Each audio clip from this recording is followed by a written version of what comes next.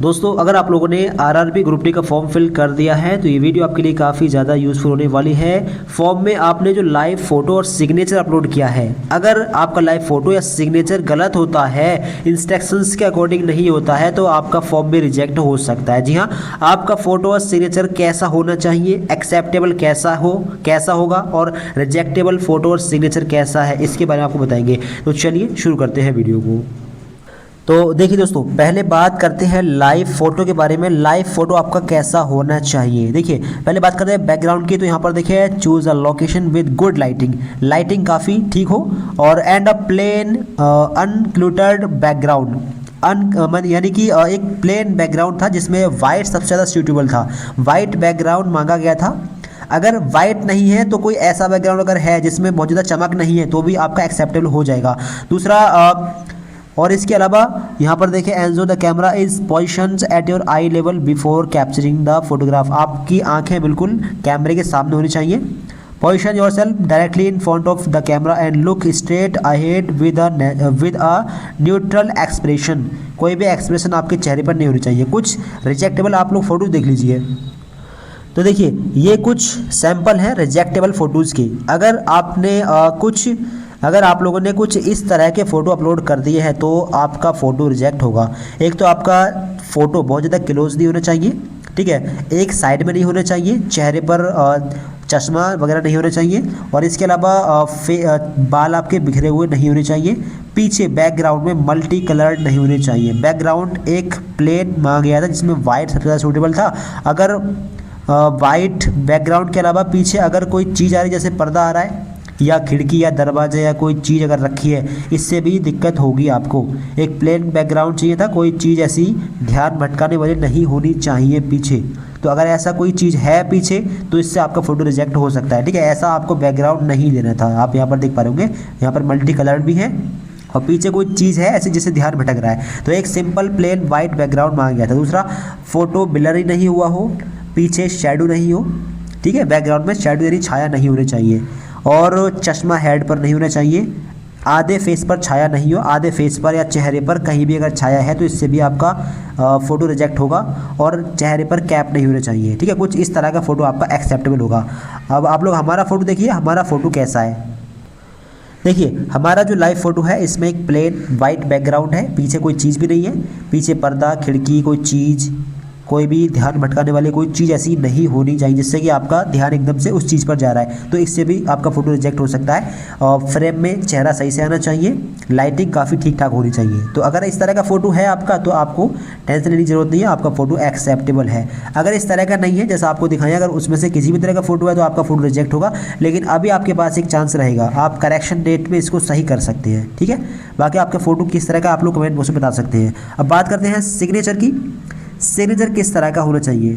तो देखिए, पहला तो इंस्ट्रक्शन सही होना चाहिए। इंस्ट्रक्शन सही होंगे तभी आपका सिग्नेचर अपलोड हुआ होगा। यहाँ पर लिखा है कि नॉट इन ब्लॉक लेटर में नहीं हो, यानी कि जो ब्लॉक गाढ़े टाइप के लेटर होते हैं, गाढ़े लेटर्स, उसमें नहीं होने चाहिए। दूसरा, कैपिटल लेटर्स में नहीं होने चाहिए, और डिसजॉइन लेटर नहीं होने चाहिए, यानी एक लेटर यहाँ एक लेटर यहाँ, इस तरीके से नहीं होने चाहिए। पूरा जॉइन लेटर में आपका सिग्नेचर होना चाहिए, रनिंग लेटर्स में, ठीक। दूसरा, मेन चीज़ ये है कि सिग्नेचर आपका ब्लरी नहीं होना चाहिए, ठीक है ना, ठीक है। और दूसरी मेन चीज़ ये है कि जो आपका फ्रेम था उस फ्रेम के अंदर अंदर ही सिग्नेचर होनी चाहिए, ठीक है। अगर थोड़ा बहुत सिग्नेचर कट रहा है तो भी आपका मतलब सिग्नेचर रिजेक्ट हो सकता है। और चौथा, आपका ही सिग्नेचर होना चाहिए। यहाँ पर लिखा है कि the signature must be of the applicant only and not of any other person. किसी दूसरे का सिग्नेचर भी नहीं होना चाहिए। तो ब्लरी सिग्नेचर नहीं हो, किसी दूसरे का सिग्नेचर नहीं हो, फ्रेम में सही से आना चाहिए, ठीक है। और इंस्ट्रक्शंस के और जो भी डायमेंशंस था उसके हिसाब से आपका सिग्नेचर होना चाहिए। तो अगर ऐसा है तो फिर आपका सिग्नेचर भी ठीक है। तो लाइव फोटो कुछ इस तरह का हो, अगर ऐसा नहीं है तो फिर आपका फ़ोटो रिजेक्ट होगा। पीछे बैकग्राउंड में कोई भी चीज़ नहीं होनी चाहिए, लाइटिंग काफ़ी हैवी होनी चाहिए, ठीक। और ड्रेस भी आपकी नॉन वाइटिंग होनी चाहिए।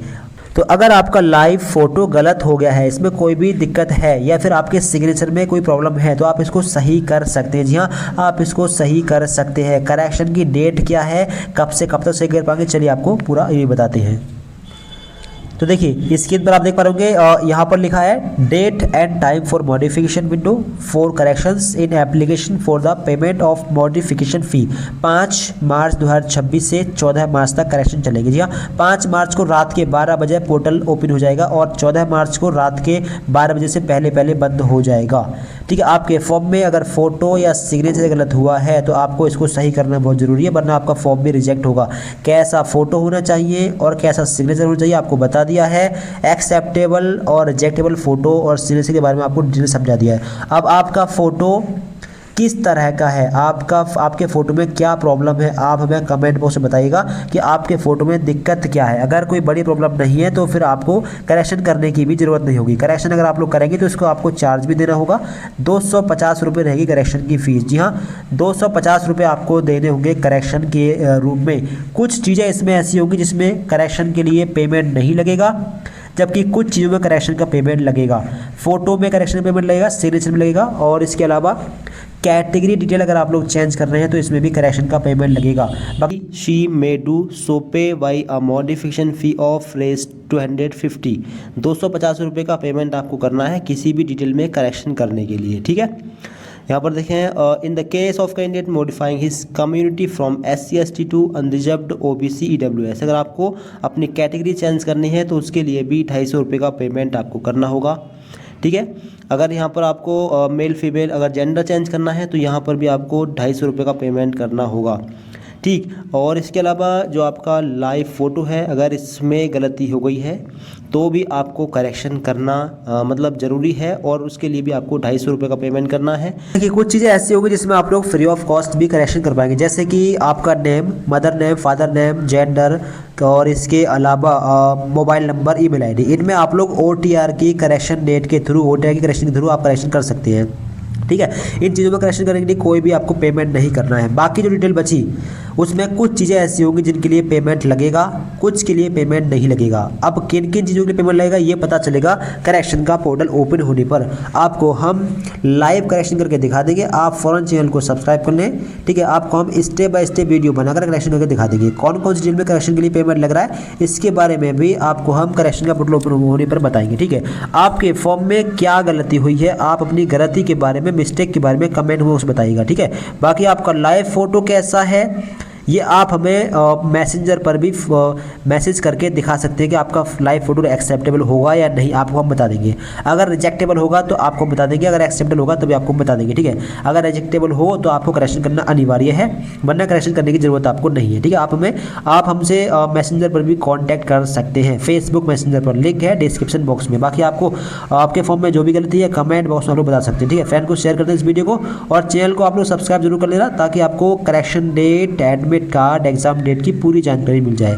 ठीक है, तो thanks for watching this video.